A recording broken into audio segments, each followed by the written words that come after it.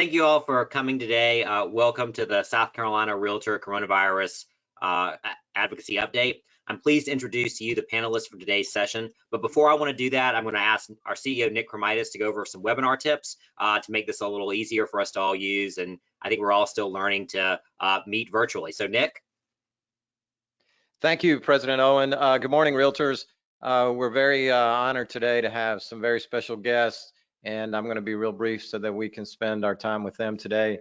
But in your GoToMeeting control panel, there are a couple of options. Everybody is going to be muted on the line. We've got over 1,700 Realtors that have registered for the event today, a record-breaking number, and we're going to attempt to answer some questions at the end of the presentation. Obviously, with so many people, we're not going to be able to get to everybody, but please post your questions. If you look in your control panel, there is a question tab where you can post a question. I'll do my best to monitor and respond to those as the speakers are addressing you today. And if you have any other if you need any other assistance, please post it there in the question box, and I'll do my best to help you out. Great. Thank you, Nick. I just want to take a moment to thank all of you for attending today. I know the confusion and the constant changing of messaging coming out of our state, local, and national government is consistent. We're hoping to provide some clarity on some things. Please know that the things you hear today are always subject to change. That seems to be a new thing that we're saying as things are changing sometimes on an hourly basis. I want to take a quick moment to introduce our panelists today. Our local advocacy voice will be Chris Bailey. Chris is the Government Affairs Director for Greenville, Greater Greenville Association of Realtors. Our state voice will be, who you all know, Chief Advocacy Officer Lindsay Jackson. From Washington, D.C., we're pleased to introduce Shannon McGahn, the Senior Vice President of Government Affairs for the National Association of Realtors. Shannon is a member of the association's advocacy group and responsible for managing NAR's federal legislative and political affairs, as well as political representative teams. He provides strategic advice on public policy impacting NAR, our members, helps direct independent expenditures and advocacy groups. Also from NAR today, we'd like to welcome Erin Stackley, who's available on phone, so you're not seeing her. She is the Senior Policy Representative for Commercial Issues with NAR's advocacy group and has been with NAR for 6 years. She's received a BA in Political Science from James Madison University and her Juris Doctor from George Mason University School of Law. Erin's here to review some of the specifics dealing with loan programs in the CARES Act. NAR's new CARES Act FQA is in your handout, and you can see that, I believe, on the right side of the screen in your panel. So Shannon, let's start with you. Welcome to our update.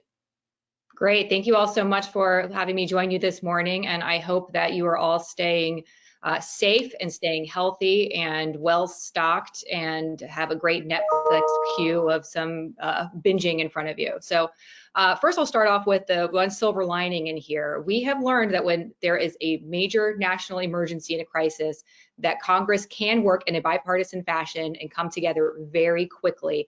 What we saw just passed last week and signed into law by President Trump on Friday is the largest piece of legislation in our history, an over $2 trillion package to address the economic fundamentals of this crisis.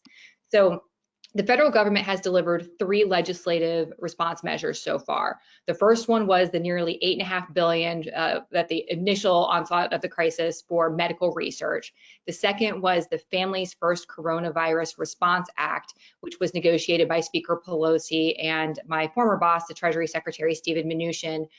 That was designed to address the immediate need for testing and medical services and to expand FMLA, paid sick leave, unemployment insurance assistance that goes directly to the states, and it went into effect just yesterday. So you'll see on our website, we have our own frequently asked questions document that I think has doubled in size in the last 24 hours, but we also have materials from Treasury and IRS, and they just released a bunch of FAQs for small and mid-sized businesses on the Families First Act and the sick and paid medical leave. So the third one I mentioned is the CARES Act, and that one is, I'll unpack here in a minute. And then there's a very strong conversations going on about a fourth round, a phase 4, and whether or not that is going to be more of a economic response package or recovery package will depend on how we're seeing the pandemic treated in the next couple of weeks. So before I jump into the details, here's my disclaimer. I am your lobbyist. I'm not a financial advisor or an accountant or a lawyer. So it is always, I can explain to you what the legislative intent and what came out of the legislative process. But I'm very pleased that we have Erin Stackley on the line who can help answer any specific questions, or of course, go to your lawyer and your financial advisor. And we also have all of this on nar.realtor.com/coronavirus. That has all of our advocacy updates, including letters and the FAQs and anything that we have readily available that you would need. So the first questions we hear about the CARES Act are, how do realtors get paid and stay in business going through this crisis? There are 3 main components from this legislation to run through. The first is the cash. Direct cash payments of $1,200 will be sent to most adult Americans, with an additional $500 for each child under the age of 17. Those payments begin phasing out around $75,000 income for single filers and $200 or $150 for joint. They have a somewhat complicated formula for that, but it's going to be around $1,200. The money will be directly deposited in your bank account using information from your 2018 or 2019 income tax filing. We get a lot of questions about, does it have to be 2019? Do you have to file in order to get this? No, they'll look at the 2018 numbers. And the checks will be mailed if you don't use direct deposit for your returns. So the other area in this is the unemployment benefits. These are now available for independent contractors and the self-employed, including realtors. This is unprecedented and something that we were fighting for through the legislative process. Our number 1 priority going into this was looking at members and their families and your health and safety, and that also includes the financial wellness going through here.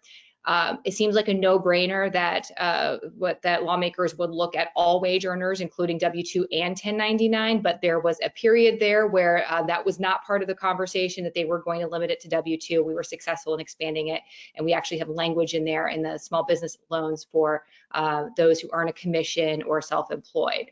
So for the unemployment benefits, whether or not you're declared essential, you are covered by these benefits, but it gets a little more complicated because it's directed by the states. So every state is managing that unemployment benefit program that is on top of the normal unemployment insurance that is there. So even though the federal government gets the credit for putting this additional program on top of it, you do need to go through the states to find out how that is administered. Now, paid sick and family leave has been extended to the self-employed, including realtors. We also have areas of mortgage forbearance that allows borrowers of any government-backed mortgages from Fannie or Freddie or HUD or VA to request up to 360-day payment forbearance. So those are the immediate kind of cash transfers that would impact you. The second area is taxes.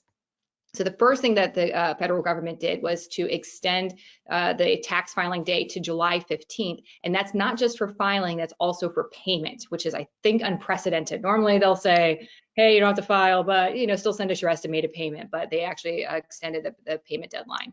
The payroll tax delay allows employers and self-employed individuals to defer employee Social Security tax payments between now and the end of 2020. That includes the self-employed. And that can be paid for over the next 2 years.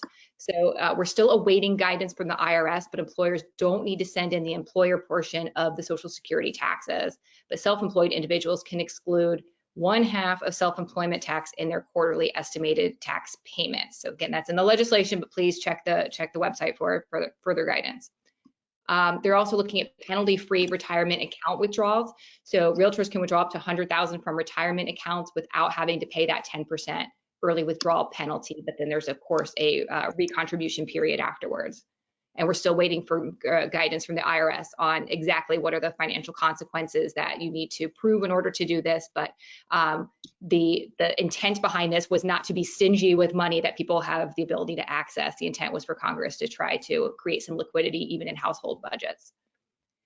There's also the employee retention tax credit. So businesses with fewer than 100 employees that do not take out the SBA loans can get a refundable credit of up to $5,000 for each employee retained in certain circumstances. And those employers can be immediately reimbursed by reducing the payroll taxes. There is a whole Q&A on there coming from the Senate, I think the Finance Committee and others that have been taking a deep dive into it, but that was a big priority of the administration to reduce the payroll tax during this period. So the third area is the cash, taxes, and the loans and grants that are available. And that was another area where NAR immediately jumped out to ensure that self-employed independent contractors and 1099 employees would be included in any of these programs, and we were successful in that.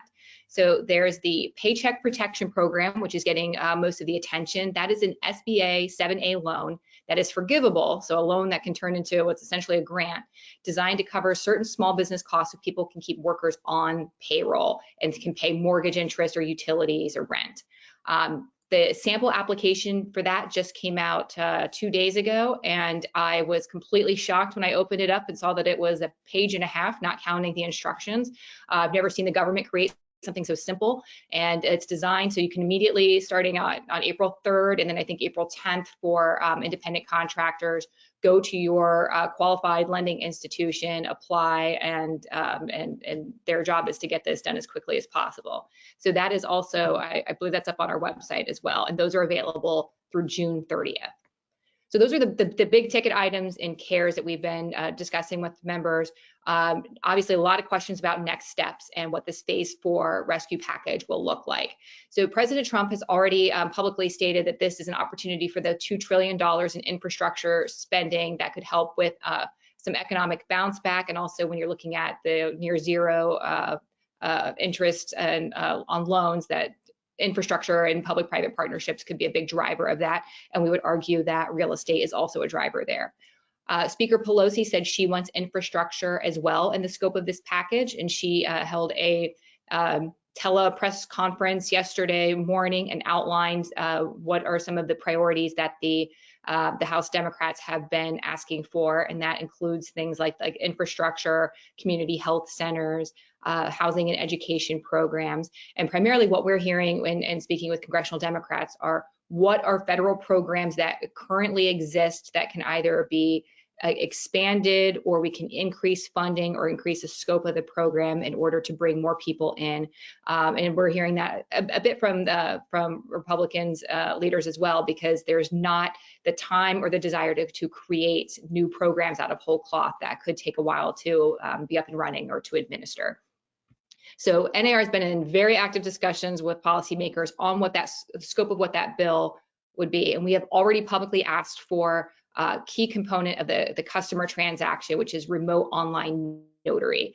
That is something that 23 states have right now. We're trying to get a federal, not a preemption program, but basically a federal minimum standard that could apply, even if it's just a temporary measure that would extend perhaps to a month or so after the emergency declaration is final.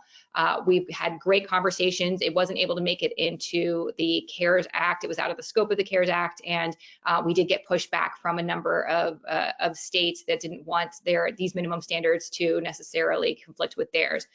So we're also working with our AEs on the state level that remote online notary is something that maybe a governor can do an executive order, or there can be some other administrative changes, including FHFA relaxing some of their rules.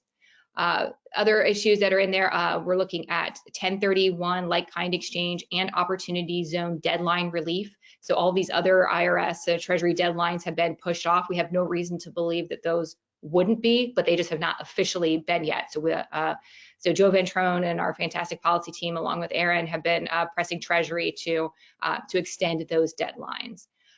The other one that's coming up is the SALT marriage penalty, or even a SALT temporary relief. So Speaker Pelosi and House Democrats have been talking about this for some time. We've been working very closely with them on gathering data and information to help with the argument that it has been harmful to homeownership. This is something they're looking at, maybe doing a temporary SALT relief. It's going to have a very high cost to it, but this is the time when they're not worried so much about the cost as they are about the impact. So that could be something that is high impact. So we're working with them on SALT, and if that's not a full SALT repeal or a temporary repeal isn't in the cards, which based on the bickering that we're already seeing between congressional leaders on both sides of the aisle, it sounds like that would be a sticking point. We also have a marriage penalty bill that would simply just double that, so you would end up getting the $10,000 per person instead of just per couple, that we're also pushing, and we've had that bill dropped in the House and the Senate. We're also evaluating things like the 501c6 inclusion, so that we can include more nonprofit works, including many of our friendly organizations here as part of the relief efforts. And we're also trying to fix some issues related to the eviction and forbearance timelines that don't really seem to match up based on different administrative efforts. So the idea is that if this is all included in an infrastructure package, the FAST Act is moving, and that is the the surface transportation bill. So that could provide a vehicle, pun intended, for this potential package. And that is something that we've been working on over the last Congress. And that includes asking for broadband to be included in any transportation bill. And Speaker Pelosi has also signaled that's something that they would support.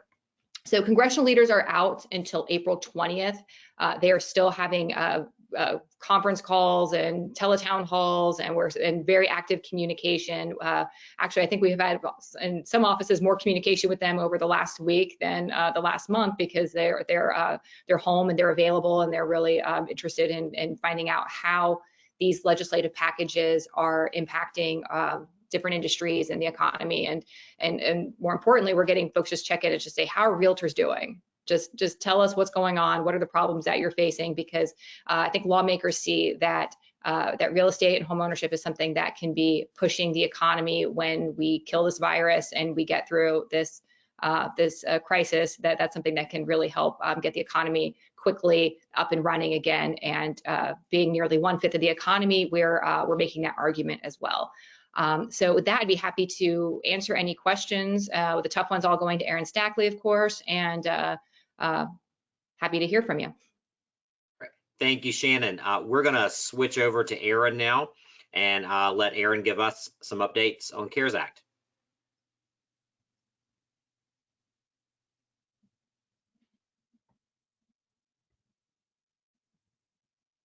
Hello, Erin. Sorry, I just unmuted you, Erin. You're good to go. Thanks, Nick. Yeah, so I'm mainly going to focus on the new SBA programs that the CARES Act created. This has been the focus of a lot of the questions and the interest that we've had from our members. So the CARES Act did something that was kind of novel. It appropriated about $360 billion for SBA programs. They're really focusing on the SBA as a conduit for relief to small businesses. And as part of that, they did expand the definition of small business. We know that a lot of our members and a lot of our commercial members work with small businesses. And of course, a lot of members are themselves small businesses. Under the expanded definition, any business with 500 or fewer employees counts as a small business.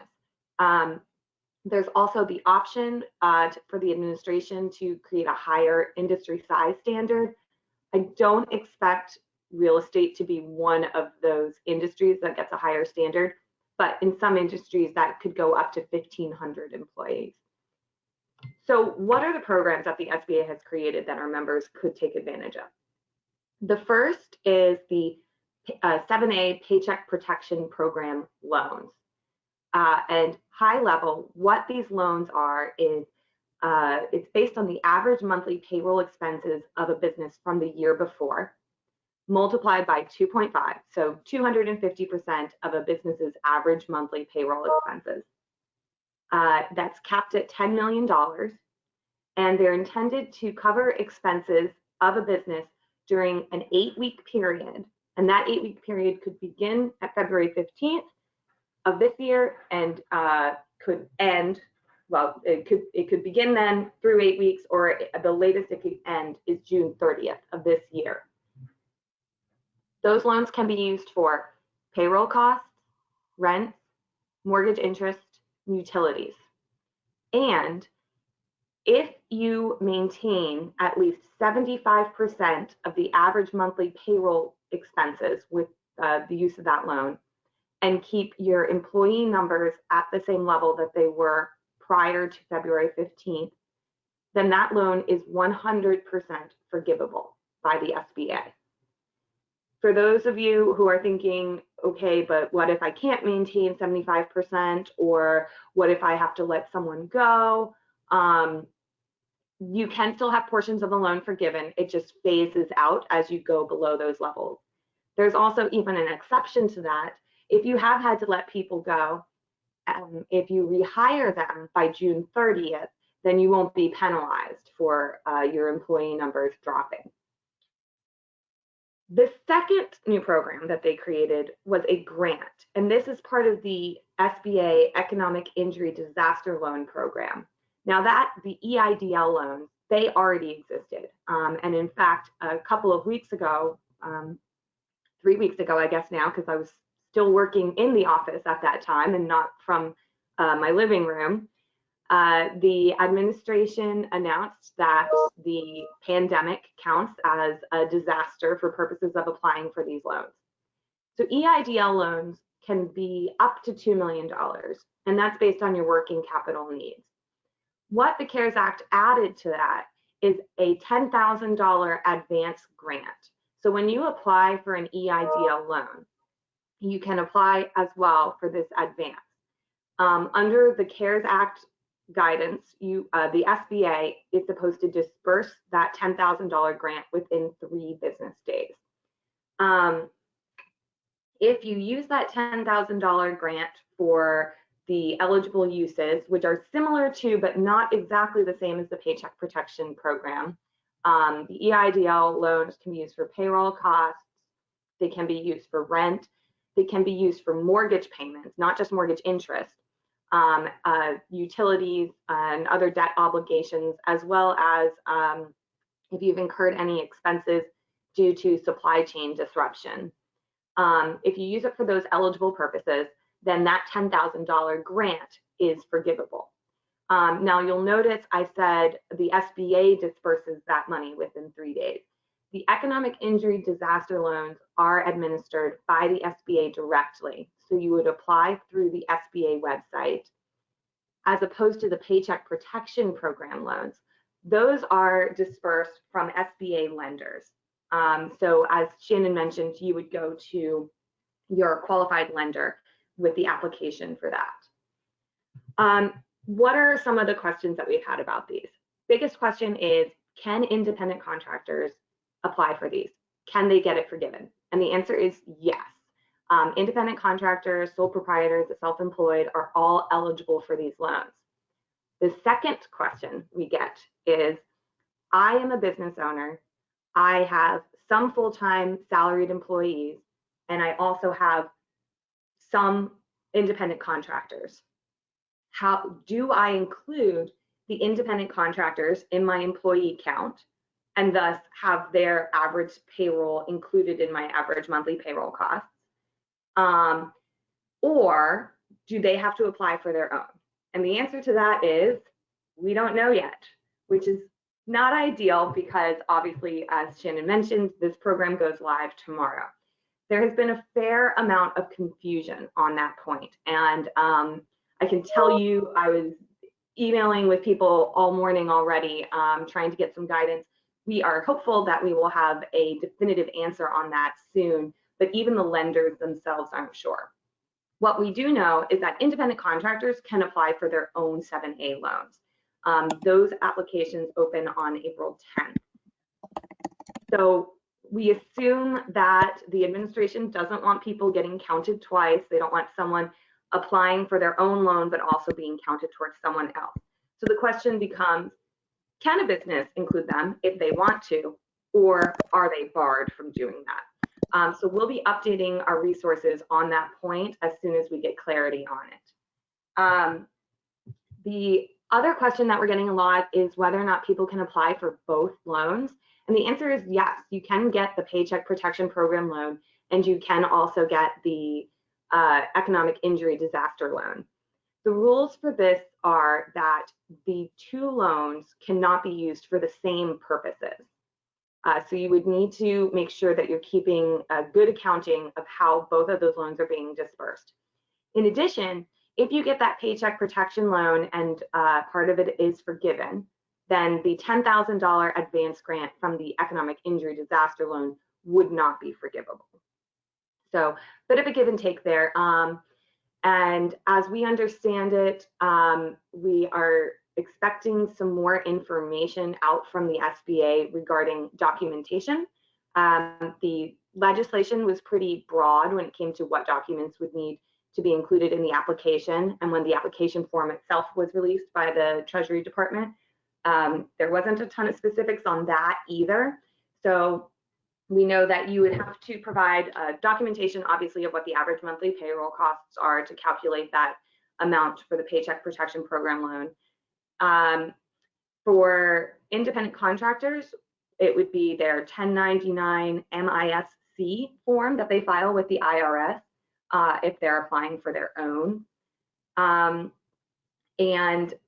beyond that, that's really all we know. Another question we get is, how do I prove that I've had economic injury or that I've been impacted by this? You make a good faith statement that you have. Pretty much it's assumed that if you were open for business on February 14th of this year, you have suffered an economic impact due to this pandemic. So they are really trying to make this process as streamlined and efficient as possible, reduce the burdens on the businesses that are applying. It's something that they're creating wholesale out of nothing, basically. So that's why there is still some confusion as to what people are going to be required to provide. There's not a lot of clarity on the timeline for lenders getting these loans out. Right now, until we get those definitive answers, I would recommend that if you are interested in getting one of these Paycheck Protection Program loans and you have a relationship with an SBA lender, reach out to them. Say, hey, I know this program goes live tomorrow. I would be eligible to apply tomorrow, or if you're an independent contractor or self-employed, I would be eligible to apply next Friday.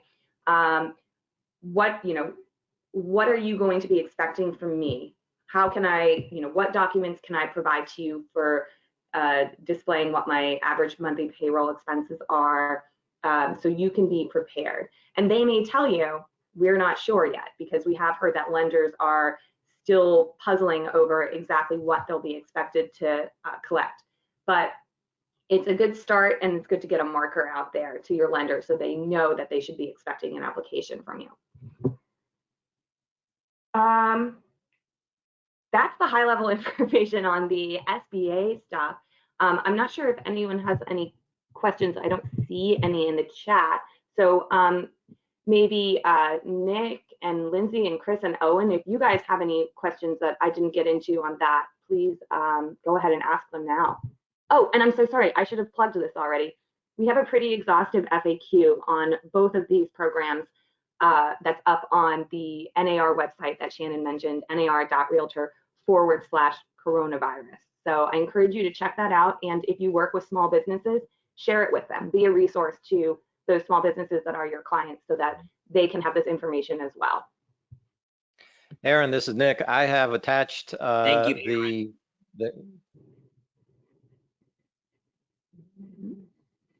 Sorry, Owen. The FAQ is attached in your document tab for everyone listening. Oh, great. And that is something that we will be Great. Thank you, Erin. If you'll stay on, if we need to.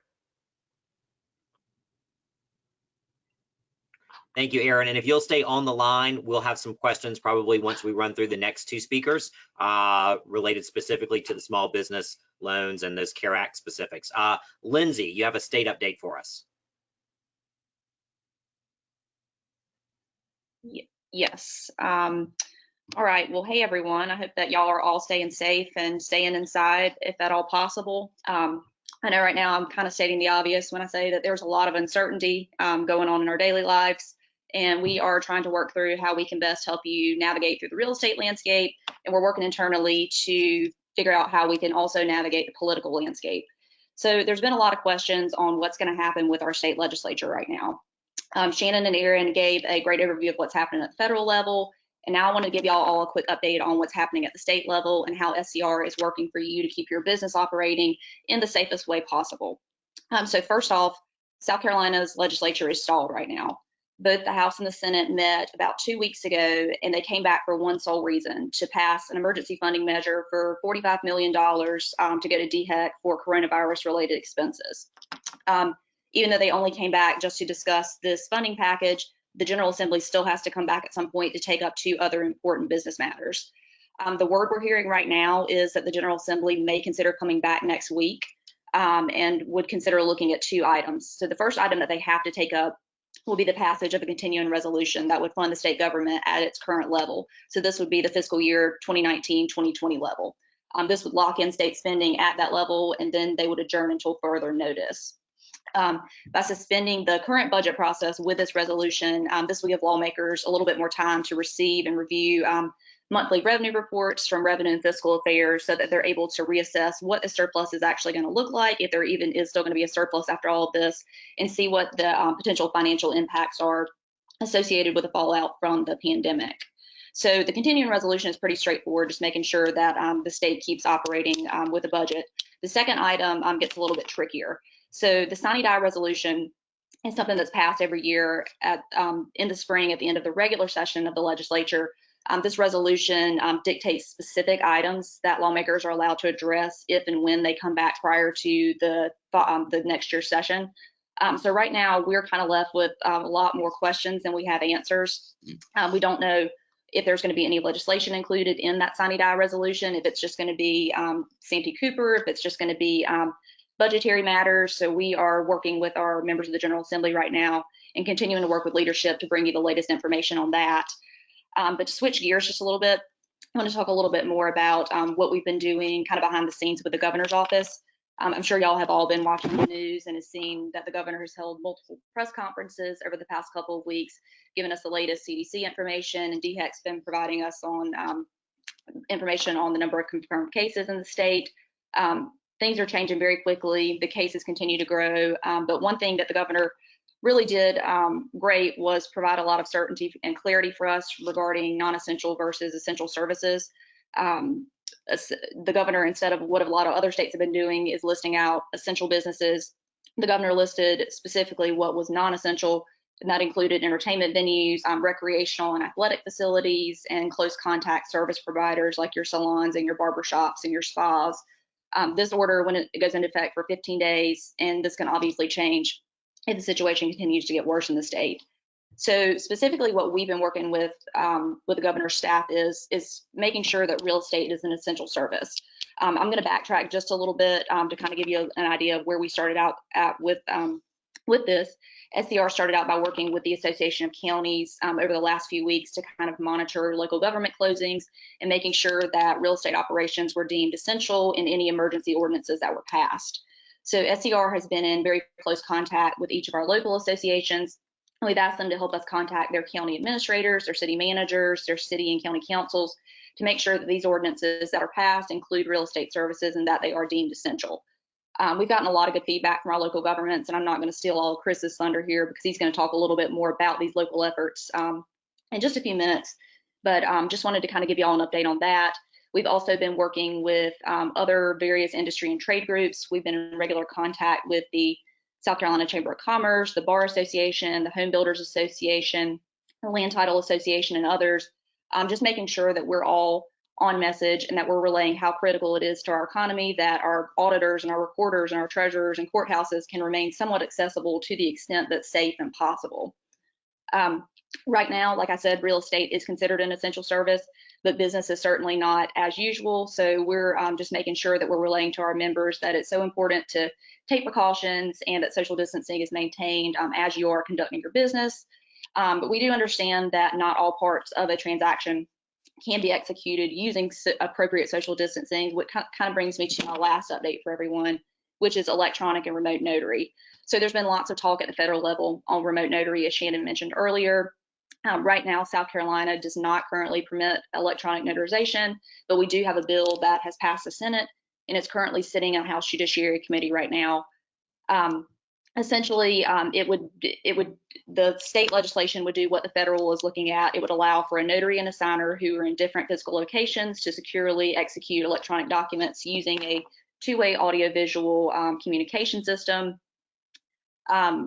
What are other states doing? So Shannon has mentioned that there were 23 other states that have this in place, and she also mentioned that there's a few other states, specifically New York, Colorado, and Connecticut, and others have addressed the issue by executive order from their governors.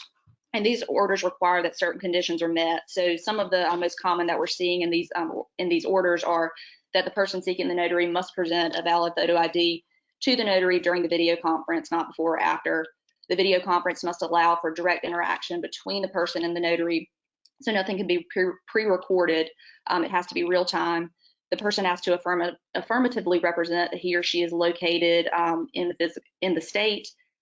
So those are just a few of the things we have seen in some of these orders, and SCR is continuing to work with the governor's office, with the courts, and with the Secretary of State to really relay the need for remote notarization at this time when there is so much uncertainty. So we're going to continue to work on this. We drafted a letter to the governor, and that was sent last night, and we are in close contact with them, just looking at next steps forward on this. So that kind of concludes my update for today. I'm happy to take any questions on what's happening at the state level. Feel free to reach out to me via email, via phone. I'm happy to help you address anything that you're seeing locally. And with that, I will go ahead and turn it over to Chris to give everyone an update on what's happening at the local level.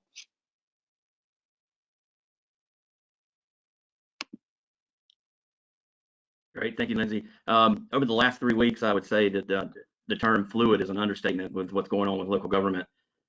They're all scrambling to try to navigate in this new world, this new normal we have. The last couple of weeks have been big, talking to our Register of Deeds office, trying to basically secure closings that are already in the pipeline, transactions that are already moving forward to the closing table, making sure that title abstraction and recording of transfer to property, those kind of things can take place. And I'm feeling a lot of questions from members worried about that. That was kind of our first move, was to reach out to county administrators, council staff, to get their commitment about what kind of services they can still provide. Some of them are still operating at a full level. Many of them are going to a lot of online email, and I give a lot of them credit. They've even gone as far as saying that if your members have specific questions or need something done, they can call us directly, and we'll walk down there and get the information they need and bring it to their car. So as we've reached out to all our municipalities and counties, we've seen a pretty good feedback and commitment from them to keep, and to quote one county administrator, to keep our members moving and in business. So that has been reassuring. But now we're transferring into how do we continue our members locally being able to operate their businesses. We've seen cities and counties are moving so much of their operations online through email. A lot of them already had plans in the process over the last couple of years to transfer a lot of these things to online services anyway. This is speeding that up, but as they speed that up, it comes with a lot of bugs and technical problems. And we've just tried to be there as a resource. We've tried to be there to say, hey, let's test it out. Let us get feedback. But it's working well. It's still working, and we've been in contact daily with our municipalities, staff, councils. And when I say fluid, the calendars change. That is part of one of my daily routines, is to check county and city calendars every day, because emergency meetings are popping up to handle things. And as they have these meetings, they're now having to have these meetings virtually, which is creating a lot of technical issues. Some of the concerns we're having, and as we watch, are local governments having official city and county business online, and struggling to incorporate the public comment part of it. Luckily for us, we have a lot of relationships prior to these meetings. A lot of times we already know what's on the agenda, and we already have positions on these issues, and those council members already know where we stand and have our input. But for the general public, once the dust settles from all this, we hope there's no real issues with transparency and some of the things conducting regular business during this crisis, with possibly little to no public comment. So those are the kind of things we're watching. We're trying to ensure that our members can still do sign permitting. We've circled the wagons with our coalition partners, leaning on them heavily, the home builders, the chamber, developers, and making sure that they can still get business done with permitting, land reviews, subdivision reviews, those kind of things, trying to keep the pipeline full for inventory going forward. And I know Lindsay mentioned a minute ago about what the governor did with essential and non-essential businesses, but we're already starting to see it pop up here in the Greenville area anyway. Some municipalities saying that, well, they may still do something on their own to fill in the gaps. Maybe if they feel it, they didn't go farther. So We were kind of hoping something from the governor would clear it up for all of us, but it may turn into a situation we still end up having to chase down a lot of local ordinances and get involved with those. On top of that, we also still have an election year. We have a big election year. We just filing it on Monday. I would have thought with the crisis and everything going on, it might have curbed some of the filing for office, but people were still very motivated to go out and file for office, and not counting unimposed candidates in the Greenville territory. I have 70 candidates I'll be sending questionnaires to, so we have to figure out some way to sort through that information and get involved in these local races. So that's kind of the simple overview. It changes every day. This is uncharted territory where we're trying to be a resource.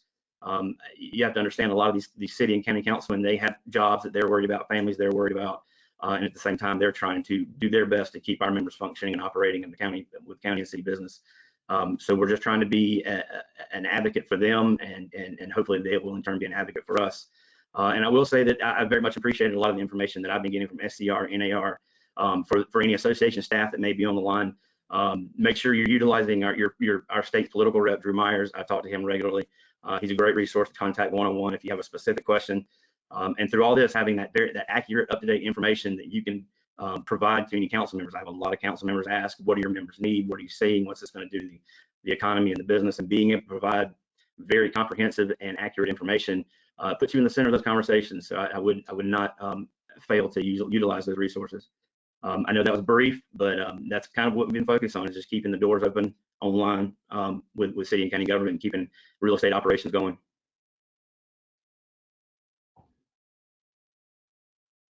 Now, if anybody has any questions, I'm happy to answer those. Thank you, Chris. Nick, we have a little bit of time left. Do you have some questions?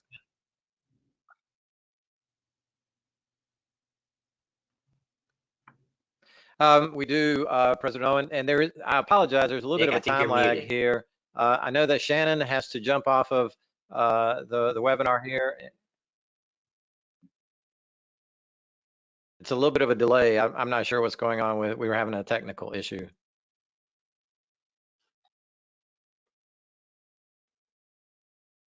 No?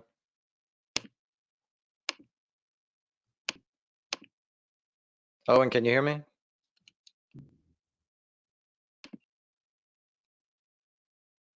I can hear you now, yes. Owen, can you hear me? Okay, sorry, we're having a little bit of a lag. I'm not sure what the technical issue is going on. Shannon has to jump off the webinar. Shannon, any last words from you? No, just while we've been on this call, Speaker Pelosi announced that the House is creating a specific coronavirus committee, and that Whip Clyburn will be leading it. So there's more progress going on there, but I thought South Carolina would want to know that bit of news. But thank you for having me on the call, and I'm going to go join my next one, but please let me know if there are any follow-up questions.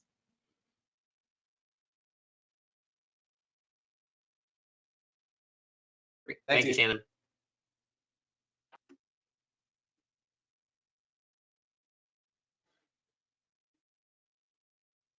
All right, I am not sure why we've got this lag in the sound, so I apologize if it sounds a little awkward here, but we do have a few questions. Erin, are you still with us? Yes, I am.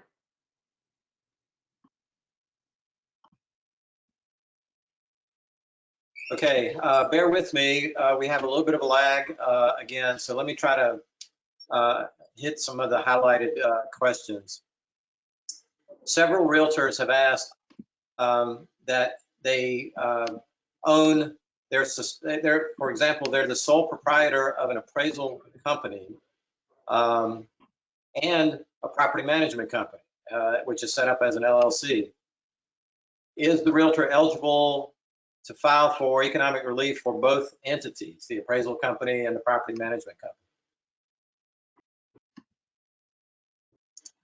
Yes, our understanding is that it is based on business, not individual. However, recall that you have to have demonstrated payroll expenses. You have to have some sort of average monthly payroll costs to qualify for that Paycheck Protection Program loan. Someone actually earlier this week asked a question about LLCs that don't have any employees and thus don't have any payroll costs. And if you cannot demonstrate a payroll cost associated with a business, then unfortunately that would not qualify. However, it is based on the business and not based on the individual.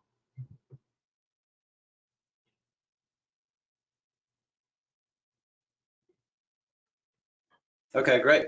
Thank you. So what if somebody just started a business this year, January of 2020? Are those businesses eligible?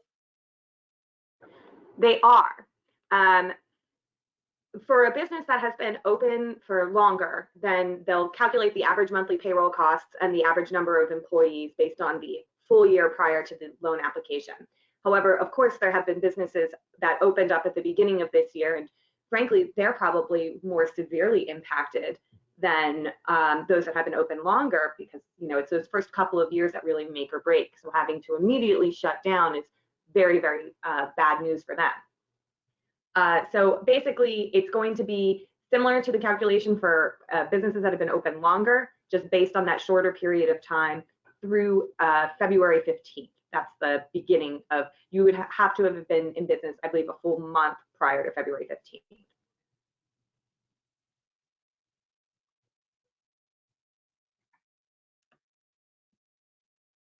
Thank you. One broker in charge asked the question, they're a 100% owner of the company, but also a W-2 employee of the company. Do they state their W-2 income or their company income for unemployment benefits? Is that more of a state-specific question, Erin? I believe that is more of a state-specific question, and I apologize, I am not the unemployment benefits expert, but I can tell you that our policy staff who is working on creating an FAQ specifically on those unemployment questions, which should be up on nar.realtor today. So if they want to shoot me an email, I can forward it along to our policy staff who handles that issue, and I encourage everyone to keep checking back on the website for those updated resources.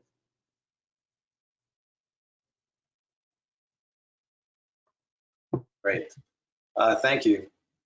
Several questions about from members that let's theoretically say that they owe taxes from 2018 that haven't been paid yet, and otherwise they would be eligible for the direct $1,200 assistance. Would owing taxes prohibit them from receiving the $1,200 if they're otherwise eligible?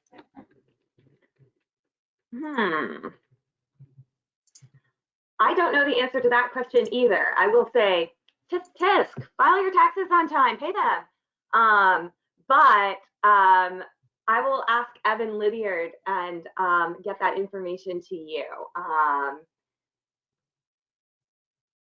That is a good question. I wouldn't think, I would hope that it would not keep you from getting it, but perhaps they would subtract the amount of owed taxes or something like that.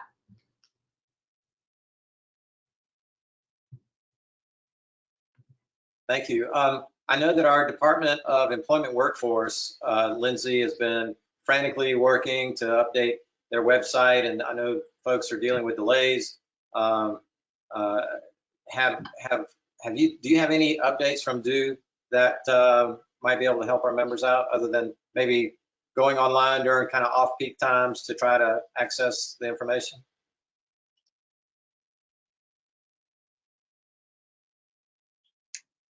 That's all we're still hearing from DO right now. They are waiting on the Department of Labor to provide them with some more guidance, and they are working to get us that information as quickly as possible.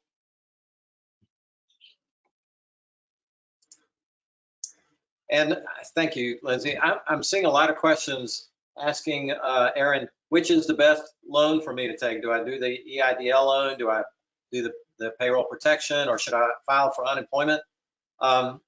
What's your advice? I've been telling members that really depends on their current financial situation, and they should discuss with their CPA what would be the better option. Do you have any other advice for that, Erin? No, I think your advice is spot on. It's really going to depend on the individual. With the EIDL loans, you've got $2 million that you can get with that $10,000 advance, which you would get pretty quickly, assuming the program is administered as smoothly as we're hoping it will be. And those are based on working capital needs. With the Paycheck Protection Program loans, some people may qualify for more than that. Some people may qualify for less. Obviously, more of that would be open to be forgiven, since you can get up to 100% of that forgiven. But remember that you have to keep your payroll levels at 75% of your monthly average and retain the same number of employees. So as you're calculating, you need to figure out what do I need to be putting this loan money toward? How comfortable am I with the prospect of not having all of that Paycheck Protection Program loan potentially forgiven versus the $2 million EIDL loans, only the $10,000 advance is forgiven. Having said that, you can apply for both loans and you don't have to accept them when they offer them to you. So you might consider applying for both and seeing what you get. And in the meantime, while that's being processed, talking with your CPA, talking with your financial advisors.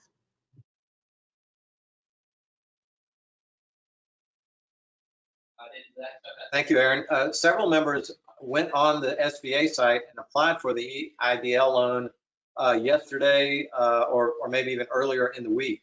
Do they need, since the program began, I guess it begins officially tomorrow, do they need to go in and apply again? No, since the EIDL program is an existing program, you do not need to apply again. You may need to reach out if there wasn't an option to request that $10,000 advance and you want to get that. You may need to go back to your application and check on that. If that option was already up on the site, because I know that they did update their application page, then you wouldn't need to change anything.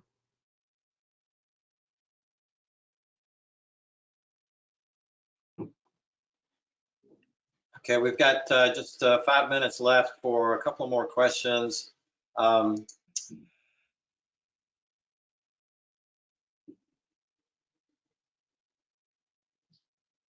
Erin, can you touch on whether loss of rent is being included in any of these relief loans that are either, I guess that would be the EIDL loan, but insurance companies are telling a lot of our members that it has to be a direct physical loss. Is there anything you can expound on that? As I understand it, so with economic injury disaster loans, we're talking about economic injury. There does not have to be a physical loss there. And again, they are keeping the requirements for applying to these pretty broad. You just have to make a good faith statement that you have suffered economic injury. If you're losing rent, that sounds like an economic injury to me. So there's no reason that if that was your only impact, that it would preclude you from qualifying for those EIDL loans. Especially because part of those can be used for mortgage payments. Thank you. Several members have their own kind of sole proprietor LLC, and they're confused about, do they file for the payroll protection loan on tomorrow, or since they're sole proprietors, do they wait until the 10th?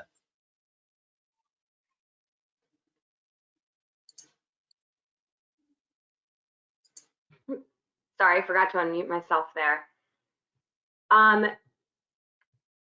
Sole proprietors, I believe, are filing on the 10th, but I'm just really quick going through my own FAQ to make sure that's correct. Oh, no, I'm so sorry. I misspoke. Tomorrow, small businesses and sole proprietorships can apply for the loans. The 10th is the beginning date for independent contractors and self-employed individuals. Thank you. Can a LLC, again, a sole proprietorship, can they apply for unemployment and apply for the SBA payroll protection program? This is a question that I got from a couple people yesterday, and we're still trying to figure that out, but instinctively, I would say no. Because the Paycheck Protection Program, in order to use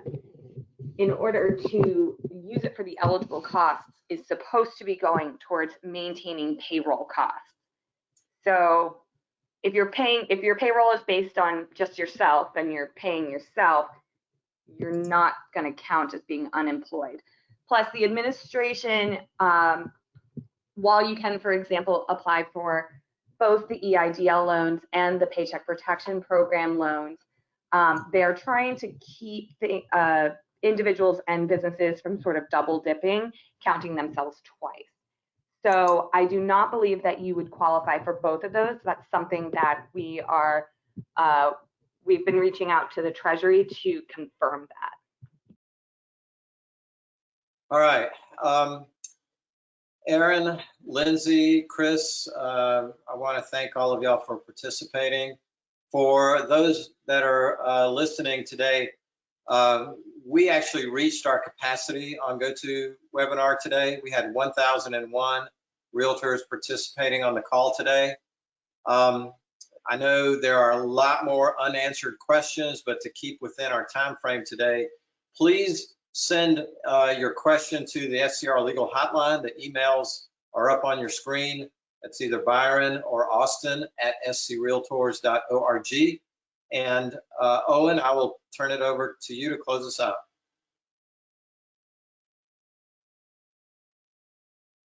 Wonderful. Again, thank you everybody for joining us. Thank you to Shannon, who had to jump off, Erin, Lindsay, and Chris, and Nick.